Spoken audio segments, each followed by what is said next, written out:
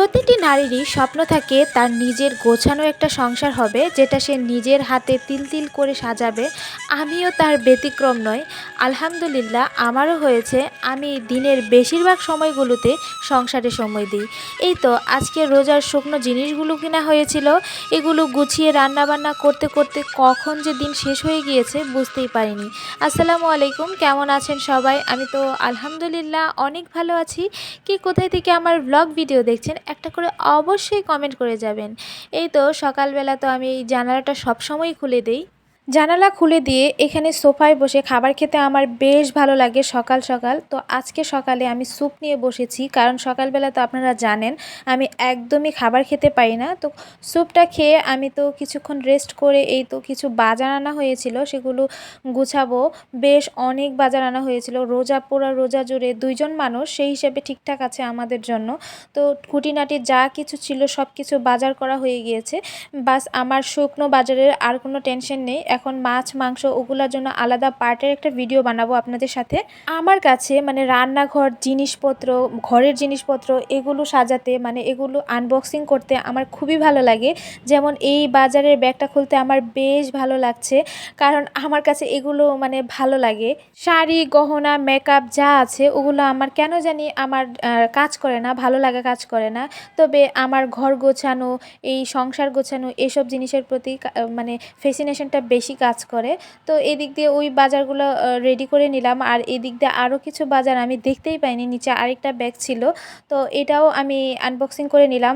আর এখানে দেখতে পাচ্ছেন প্যারাশুট তেল। আমি তো কখনো প্যারাশুট তেল ব্যবহার করি না, এটা এনেছি মূলত আমি একটা তেল নিজে বানাবো, যার কারণেই নিয়ে আসা হয়েছে বড় বোতলটা। ডিমগুলো আনতে ভাঙিনি, তবে আমি আনবক্সিং করতে যেয়ে আমি 2টা ডিম অলরেডি ফাটিয়ে ফেলেছি। এটা আমার সব সময়ের অভ্যাস, আমি যত সচেতন থাকি না কেন। আর এই দিক দিয়ে 8 কেজি পেঁয়াজ আনা হয়েছিল, সেগুলোও ঠিকঠাকভাবে রেখে দিলাম। আর ডিমগুলো ডিমের জায়গা মতো রেখে দিলাম। সব কিছু আজকে গোছাতে মোটামুটি আমার বেশ সময় চলে গিয়েছে। তারপরে তো আবার রান্নাবান্নাও করেছি। আর রান্নাবান্নায় আজকের খাবারগুলো খুবই স্পেশাল। আমার কাছে মনে হয় যে এই খাবারগুলো দিয়ে খুব শান্তি করে খাবার খাওয়া যায়। আর এখানে ছিল 2টা টমেটো আর একটা বেগুন, এটা দিয়ে একটা সুন্দর ভর্তা করেছিলাম। আর এই ভর্তার রেসিপিটাও কিন্তু আপনাদের সাথে শেয়ার করব যে কিভাবে বানিয়েছিলাম। আর এই ভর্তাটা এত বেশি মজার হয়, আপনারা যারা বেগুন লাভার টমেটো লাভার আছেন তারা তো আরও বেশি পছন্দ করবেন। আমি কিন্তু টমেটো লাভার না, তারপরেও আমার কাছে এই ভর্তাটা খুবই ভালো লাগে। আমি মাঝে মাঝে ট্রাই করি।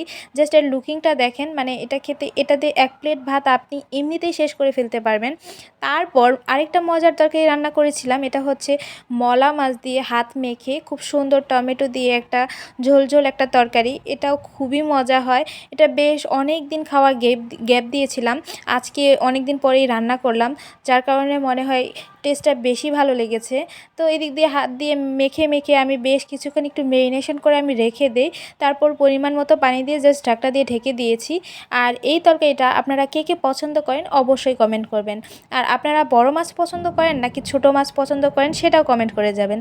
আমার 2 রকম মাছই ভালো লাগে। মাছ আমি সব রকম মাছ খাই, তবে কিছু কিছু মাছ আছে যেগুলো আমি খাই না, মানে পছন্দ করি না, সেগুলো বাসায় আনাও হয় না, আমি খাইও না। আর এদিক দিয়ে বসিয়ে দিচ্ছি মুগ ডাল, যেটা আমার খুব বেশি ভালো লাগে না। তবে মুগ ডালটার আমার কাছে মনে হয় মসুর ডালে একটু গ্যাস হয়, কিন্তু মুগ ডালে কোনো পরিমাণ কোনো গ্যাস হয় না, যার কারণে মুগ ডালটা রান্না করছি। আর মুগ ডালটাও খেতে ভালো হয়েছিল, মানে খুব বেশি ঘন করে রান্না করেছিলাম, যার কারণে খেতে আরও ভালো হয়েছিল।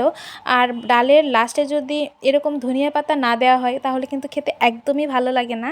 তো যাই হোক, সব কিছু খাওয়া দাওয়া করে বিকালে 1 কাপ চা না হলে আমার তো একদম দিনটা ভালো যায় না, কারণ হচ্ছে সকালবেলা আমি চা খাইনি। তো বিকালবেলা চা খেতে খেতে আপনাদের কাছ থেকে বিদায় নিয়ে নিচ্ছি। আজকে এই পর্যন্তই, সবাই ভালো থাকবেন, আল্লাহ হাফেজ।